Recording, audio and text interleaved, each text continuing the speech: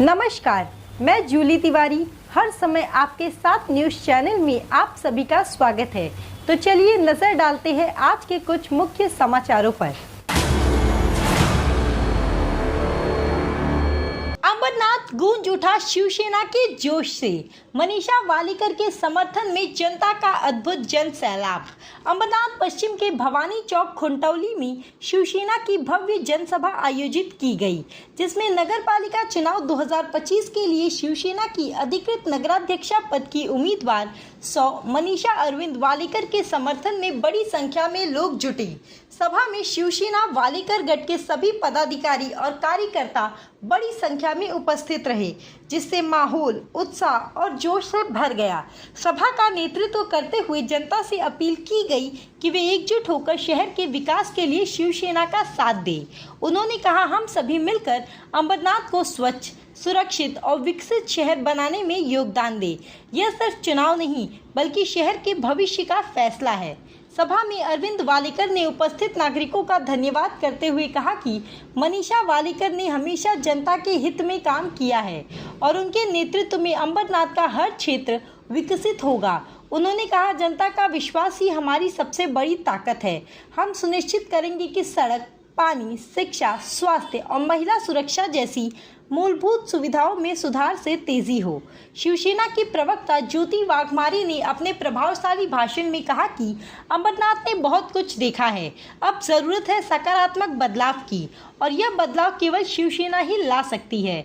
उन्होंने महिलाओं के सशक्तिकरण और उनके लिए सुरक्षित वातावरण बनाने में मनीषा वालीकर के प्रयासों की सराहना की। उप जिला प्रमुख राजेश कदम ने सभा को संबोधित करते हुए कहा कि शिवसेना वालीकर गुट शहर के हर नागरिक के लिए लगातार काम करता आ रहा है और आगे भी जन सेवा तेज गति से जारी रहेगी। उन्होंने सभी कार्यकर्ताओं से एकता और समर्पण के साथ चुनाव में जुटने की अपील की।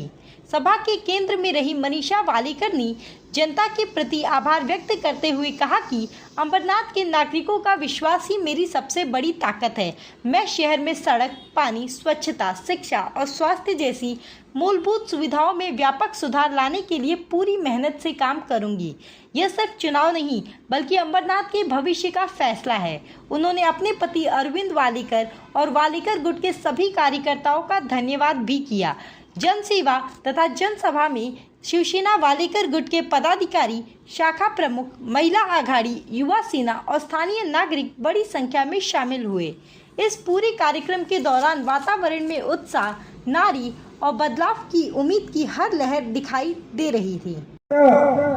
आम्ही लढवतो पण आणि जिंकतो पण, बिलकुल भीती नाही।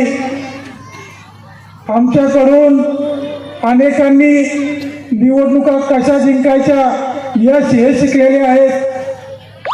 आज तीच मंडळी ज्यांच्याकडे काही बोलायला नाही ते आमच्यावर टीका करत फिरतायत। मी नेहमी आमच्या इथे काही पत्रकार बंधू असतील त्यांना माहिती आहे की मला माझ्यावर टीका करणं खूप आवडतं, कारण मला जर कोणी मोठं केलं असेल तर या टीकाकारांनी मोठं केलंय।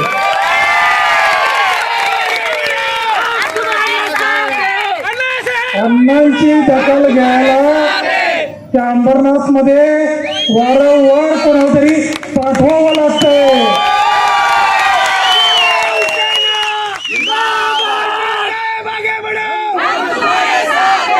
वाळेकर कुटुंबाने त्या अंबरनाथ मध्ये काय केलंय?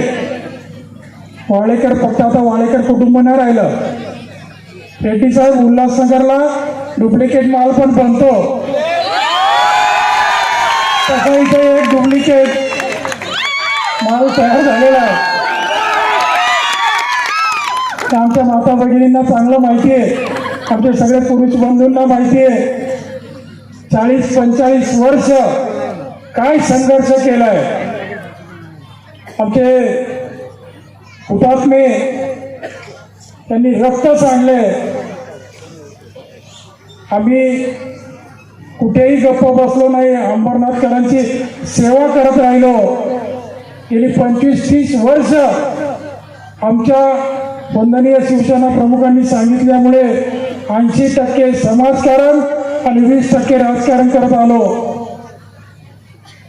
एकूण एक कामं करण्याचा प्रयत्न केला, नव्हे तर मागच्या 10 वर्षामध्ये सन्माननीय खासदार डॉक्टर श्रीकांत शिंदे साहेब हा एकच चौक आहे की खासदार होण्यापूर्वी अंबरनाथमध्ये आले होते, त्यांना तिकीटही मिळालं नव्हतं. तोपर्यंत आम्हाला शिंदे साहेबांनी सांगितलं की श्रीकांत अंबरनाथमध्ये येतोय.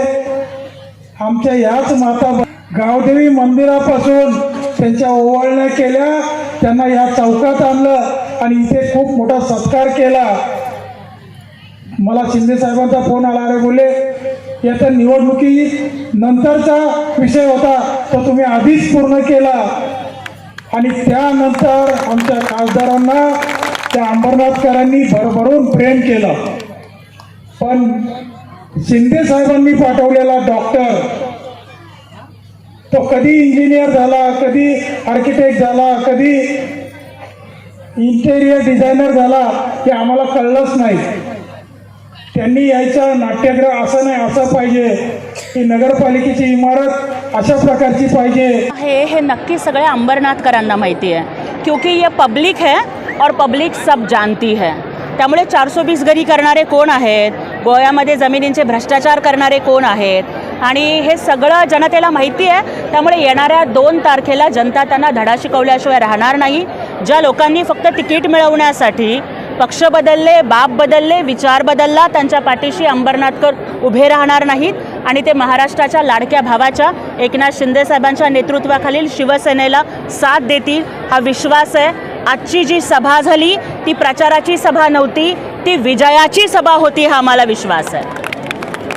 दादा, असं कोणी सांगितलं की कागदावरती काळ्याचं पांढरं करून जे शिक्षण मिळतं तेच शिक्षण असतं का? मला सांगा मग दादा, तुमची प्रत्येकाची आईसुद्धा कदाचित कुठल्याच शाळेत गेली नसेल, माझी आईसुद्धा कुठल्या शाळा कॉलेजात नाही गेली. पण मला सांगा मग मी 2-4 डिग्र्या घेऊन जे शहाणपण कमावलं ते माझ्या अडाणी आईपेक्षा जास्त आहे का? अहो, चुलीवरती भाकरी थापताना ज्या आमच्या बहिणाबाईने अरे संसार लिहिला तिला कुठली डिग्री होती? आणि त्यामुळं एखाद्या शाळा कॉलेजातल्या डिग्रीपेक्षा जीवन जगून समस्यांशी सामना करून एखादी स्त्री जी डिग्री मिळवते ना ती खूप महत्त्वाची असते. आणि बाईची आई होते ना ती सगळ्यात मोठी डिग्री असते. ते आईचं मन आमच्या उमेदवाराकडे आहे.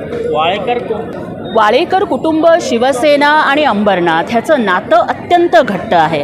आदरणीय उपमुख्यमंत्री एकनाथजी शिंदे साहेबांनी वाळेकर कुटुंबीय म्हणजे आमचे अण्णा वाळेकर असतील, आमच्या वहिनीसाहेब असतील, यांची शिवसेनेवरची निष्ठा बघून माननीय खासदार डॉक्टर श्रीकांत शिंदे साहेब, आमचे जिल्हाप्रमुख लांडगे साहेब आहेत, आमदार माननीय मोरे साहेब, या सर्वांनी मिळून एकमताने हा निर्णय घेतला.